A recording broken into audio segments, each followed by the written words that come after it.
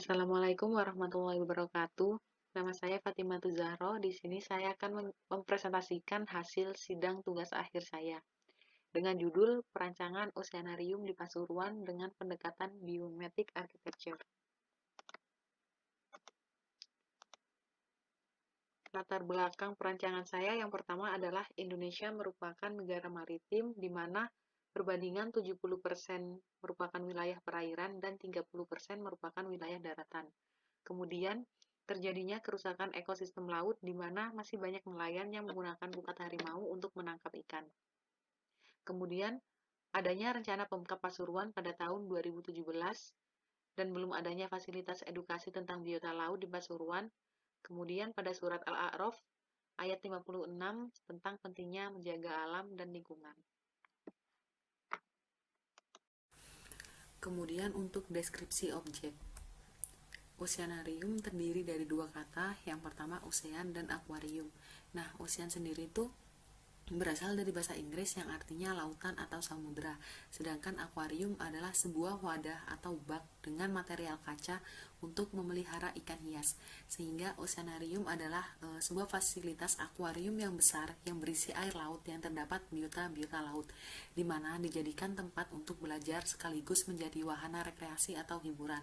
Nah, rancangan ini tuh menggunakan pendekatan biomimetic architecture sebagai penerapan pada bangunan, di mana untuk menjadikan oceanarium sebagai tempat wisata yang ikonik, maka pada perancangan harus mencirikan kaitan objek perancangan yakni kehidupan laut itu sendiri, sehingga keterkaitan bentukan unsur alam haruslah menjadi acuan bentuk untuk rancangan. Kemudian untuk lokasi tapak terletak di Desa Jatiarto, Kecamatan Prigen, Kabupaten Pasuruan, Provinsi Jawa Timur. Nah, lokasi ini tuh berada satu kawasan dengan Taman Safari Indonesia 2. Kemudian untuk keunikan rancangan itu terletak di daerah dataran tinggi dan jauh dari laut. Juga mengaplikasikan pendekatan biomimetic architecture sehingga memberikan keunikan tersendiri pada bangunan oceanarium yang lebih berkarakter dengan mengambil bentuk, karakteristik khusus dan fungsi sebuah organisme atau ekosistem alam yang akan memberikan tampilan yang berbeda pada rancangan. Kemudian untuk konsep, di konsep ini ada konsep dasar, bentuk, struktur, tapak, ruang, dan utilitas. Untuk konsep dasar memiliki tagline Amazing Coral Reef, di mana perancangan tempat wisata berdasarkan morfologi terumbu karang. Nah, pada Amazing Coral Reef ini terdapat dua prinsip. Yang pertama, karakteristik terumbu karang dan habitat terumbu karang. Untuk karakteristik terumbu karang yaitu bangunan berkarakteristik seperti hewan karang, di mana anatomi serta karakter hewan karang menjadi pokok dan inspirasi dalam mendesain dan sesuai dengan prinsip-prinsip biomimetik. Penerapan pada bangunan yaitu bentukan bangunan terinspirasi dari bentukan karang meja. Kemudian untuk bentukan struktur, bukaan dan sirkulasi bangunan yang terinspirasi dari salah satu anatomi karang.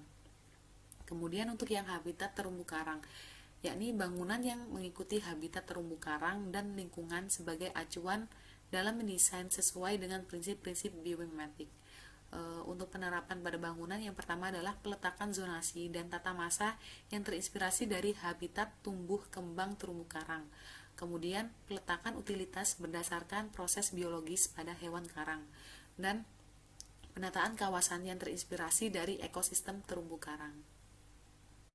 Kemudian untuk konsep bentuk terinspirasi dari bentukan terumbu karang meja yang bentuknya pipih, melebar, serta melengkung. Nah, untuk yang pertama adalah bentukan dasar terinspirasi dari bentukan terumbu karang yang banyak mendominasi bentukan melengkung. Kemudian bangunan diberikan volume dan atap berupa dom yang terinspirasi dari terumbu karang juga. Kemudian pada analisis matahari terjadi perubahan pada atap bangunan dengan melebarkan atap serta memberikan atap kaca. Kemudian untuk analisis hujan dan angin terjadi juga perubahan pada atap dengan menurunkan dan meninggikan atap sehingga atap terlihat meliuk dan dinamis. Nah, pada konsep ini tuh mengajarkan bahwa bentukan dari alam itu juga memiliki nilai manfaat yang dapat diterapkan dalam kehidupan maupun berarsitektur. Kemudian untuk konsep struktur, lapisan atap menggunakan material EFTE. Nah, material ini tuh terinspirasi dari polip karang yang dilapisi oleh lapisan epidermis, di mana pada lapisan ini terdapat sel lendir yang berguna untuk membantu mempermudah membersihkan diri dari kotoran.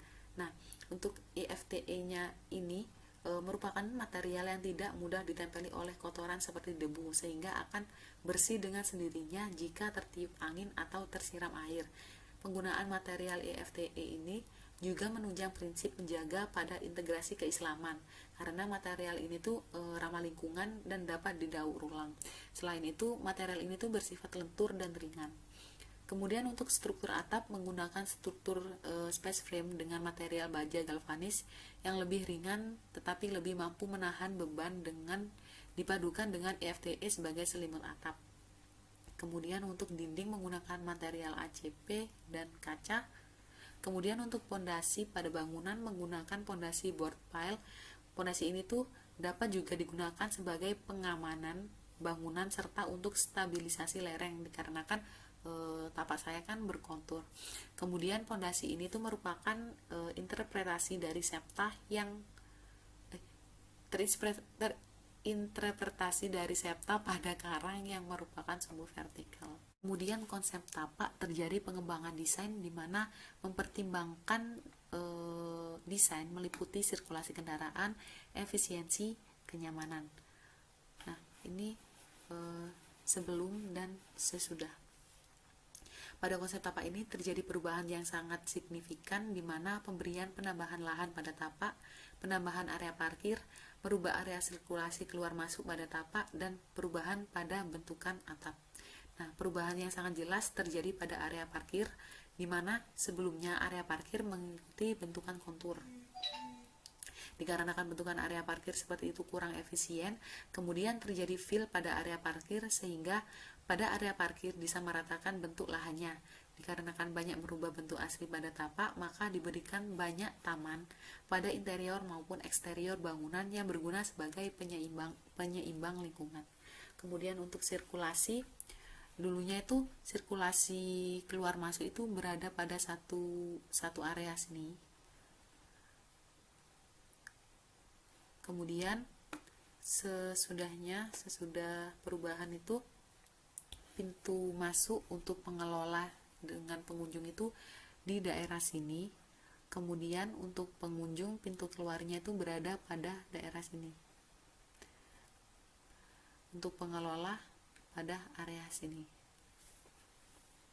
Kemudian untuk konsep ruang, konsep amazing coral reef diterapkan pada interior bangunan di mana terumbu karang serta kehidupan di laut sebagai solusi dalam merancang.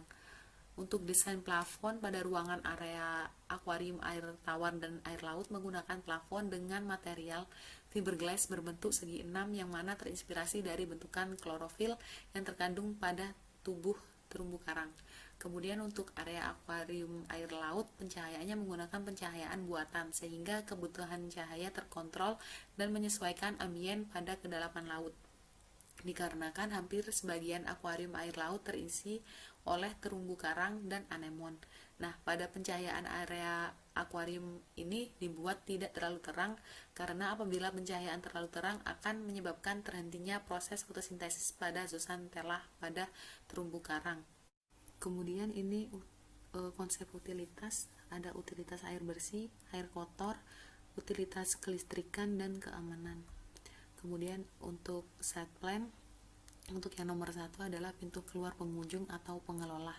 Untuk yang nomor 2 pintu masuk pengunjung atau pengelola. Dan untuk yang ketiga itu adalah area parkir pengunjung. Untuk nomor 4 area pengelola. Jadi pengelola di sini. Kemudian untuk nomor 5 adalah bangunan utama wisata. Kemudian nomor 6 adalah area parkir untuk pengelola, dan untuk nomor 7 adalah tempat pembuangan sampah. Kemudian nomor 8 adalah taman, dan nomor 9 adalah pintu keluar pengelola. Kemudian untuk layout plan, untuk nomor 1 ada pintu masuk pengunjung atau untuk nomor 1 ada pintu keluar pengunjung atau pengelola. Untuk nomor 2 adalah pintu masuk pengunjung atau pengelola. Untuk nomor 3 adalah area parkir pengunjung. Nomor 4 area pengelola. Area 5 area parkir pengelola. Untuk nomor 6 ada pintu masuk area wisata di mana tersambung dengan galeri. Kemudian untuk nomor 8 ada area informasi dan tiketing. Nomor 9 terdapat toilet. Nomor 10 terdapat akuarium air laut. Nomor 11 ada tunnel. Nomor 12 ada touch pool. Nomor 13 ada rest area. Kemudian nomor 14 ada toilet. Nomor 15 ada tangga darurat. 16 akuarium air tawar. 17 eskalator untuk lantai kedua. Untuk lantai 2. 18 terdapat taman tengah. Kemudian 19 ada akuarium hiu di mana terdapat amphitheaternya juga. Kemudian nomor 20 ada audio visual. Kemudian nomor 21 ada TPA. Untuk 22 terdapat rest area juga, food court. Untuk nomor 23 ini merupakan area service. 24 area masjid. 25 area gift shop.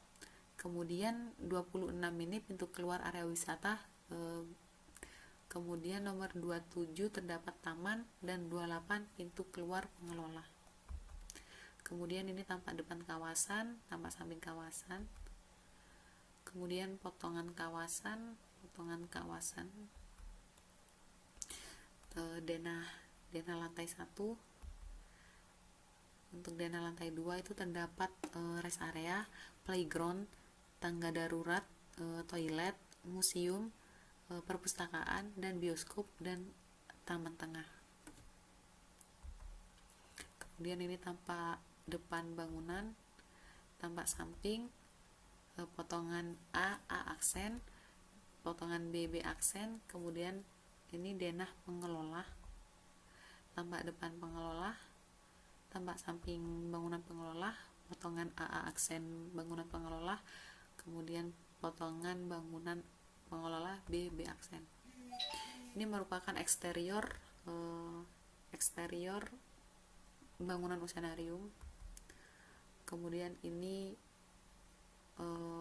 arah mau dari parkiran menuju ke bangunan utama dan pengelola.